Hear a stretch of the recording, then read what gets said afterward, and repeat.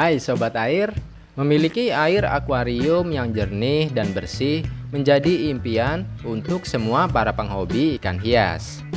Dan ternyata untuk membuat air akuarium tetap jernih susah-susah gampang ya. Atau mungkin bagi sebagian teman-teman yang masih pemula itu memang cukup sulit ya untuk diterapkan. Nah, di video saya sebelumnya saya sudah bahas mengenai 5 tips dasar supaya air akuarium bisa tetap jernih.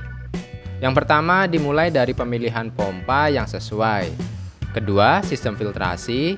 Ketiga, populasi ikan. Keempat, pemberian pakan. Dan terakhir, kelima, yaitu perawatan. Nah, di video kali ini saya akan membahas tips kelima ya, yaitu perawatan. Oke, perawatan seperti apa ya yang akan kita lakukan untuk tetap menjaga kualitas air agar bisa tetap selalu jernih.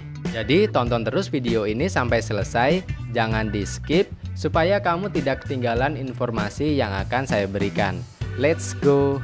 Untuk perawatan yang saya lakukan sendiri di sini, yang pertama adalah membersihkan atau mencuci media mekanis. Dan ini rutin saya lakukan setiap 1 minggu sekali. Nah, media mekanisnya itu apa sih? Nah, media mekanis itu seperti kapas dan busa biofoam yang terdapat di dalam box filter ini.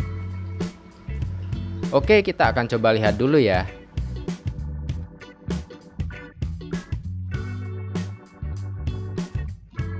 Jadi untuk isian box filter yang saya pakai di bagian atas sendiri ini kapas putih ya. Di bagian bawahnya ini ada busa biofoam. Lalu di bagian bawahnya ini ada media biologis seperti bioball dan karang jahe. Untuk media biologisnya ini tidak perlu kita bersihkan karena sudah terisi oleh bakteri baik. Kalau teman-teman bersihkan media biologisnya ini akan mereset ulang ya. Yang mana bakteri baik yang terdapat pada media biologis berguna untuk mengurai amoniak.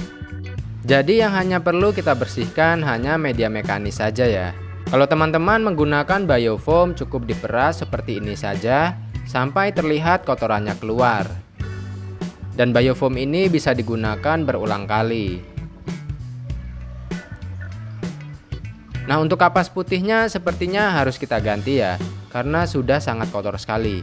Jadi sulit juga buat dibersihkan. Dan untuk kapas putih ini memang hanya bisa dipakai 1 atau 2 kali saja ya. Tidak seperti biofoam tadi yang bisa digunakan berulang kali. Jadi kalau teman-teman menggunakan kapas putih ini berulang kali, kapas ini bisa rusak. Dan pori-porinya tadi juga sudah tertutup. Dan jika tetap teman-teman paksakan, selain membuat penyaringan tidak berjalan dengan maksimal, box filternya juga luber. Nah, karena pori-porinya yang tertutup tadi ini menghambat air yang turun. Dan pastinya mengganggu sistem filtrasi. Nah, jadi ini harus sobat air perhatikan juga ya. Hemat sih boleh, tapi jangan sampai menjadi masalah di kemudian hari. Oke, setelah selesai saya bersihkan dan mengganti kapas putihnya, kita pasang kembali sesuai urutan di awal tadi. Naikkan pipa output sedikit pada box filter supaya media biologis terendam. Karena media biologis akan bekerja secara efektif saat medianya terendam air.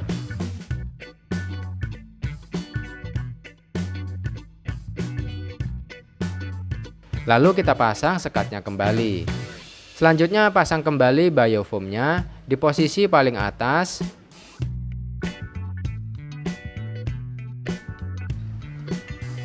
Lalu setelahnya kapas putih. Nah, kurang lebih susunannya seperti ini. Untuk sistem filtrasi pada box filter yang saya gunakan. Setelah selesai melakukan perawatan pada sistem filtrasi dan juga medianya, kita lanjut ke perawatan selanjutnya, yaitu perawatan pergantian air. Untuk pergantian air juga perlu teman-teman perhatikan ya. Jadi saya berencana untuk melakukan pergantian air tapi hanya sebesar 30% saja. Hal ini rutin saya lakukan setiap 1 minggu sekali. Kenapa hanya 30%?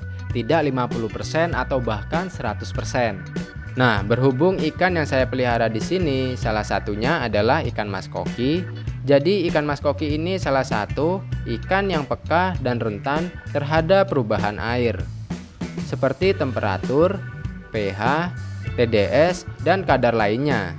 Kalau perubahan air ini terjadi secara ekstrim, bisa membuat ikan teman-teman menjadi stres. Maka dari itu kita tetap membutuhkan air yang lama untuk membantu menstabilkan air yang baru. Selanjutnya, setelah selesai melakukan pergantian air, kita pasang kembali ya box filternya. Nah, setelah kita pasang, selanjutnya kita nyalakan pompanya juga. Nah, setelah ini masih ada yang harus kita lakukan, yaitu memastikan air yang baru tidak membawa penyakit di dalam akuarium. Nah, untuk hal ini sudah saya serahkan dengan Supervital Aquasafe, di mana Supervital Aquasafe ini berguna untuk menghilangkan klorin pada air yang baru, menetralkan senyawa racun yang terdapat pada air yang baru, dan juga memberikan proteksi atau perlindungan pada ikan. Jadi Supervital Aquasafe ini rekomendasi buat teman-teman gunakan saat melakukan maintenance. Selanjutnya saya gunakan juga Supervital Aqua Clarity yang berguna untuk membantu mempercepat proses penjernihan air. Oke, selanjutnya kita akan tunggu beberapa jam saja ya untuk airnya kembali jernih. Nah, ini dia air akuariumnya sudah kembali jernih ya. Mungkin sobat air bertanya nih, Bang, kenapa airnya masih jernih tapi sudah diganti?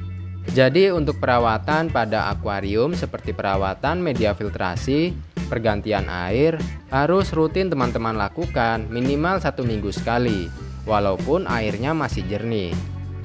Minimal untuk medianya terutama yang mekanis wajib untuk dibersihkan atau diganti, supaya kualitas air bisa tetap terus terjaga dan ikan-ikan sobat air bisa selalu sehat. Jadi jangan sampai menunggu ikan kita terserang penyakit atau air yang ada di dalam akuarium berubah menjadi berkabut baru kita lakukan perawatan. Karena pada prinsipnya mencegah itu lebih baik daripada mengobati. Nah, itu tadi perawatan akuarium ikan mas koki menggunakan box filter. Jangan lupa like jika video ini bermanfaat buat teman-teman, dan juga jangan lupa untuk subscribe. Sampai jumpa pada video saya selanjutnya.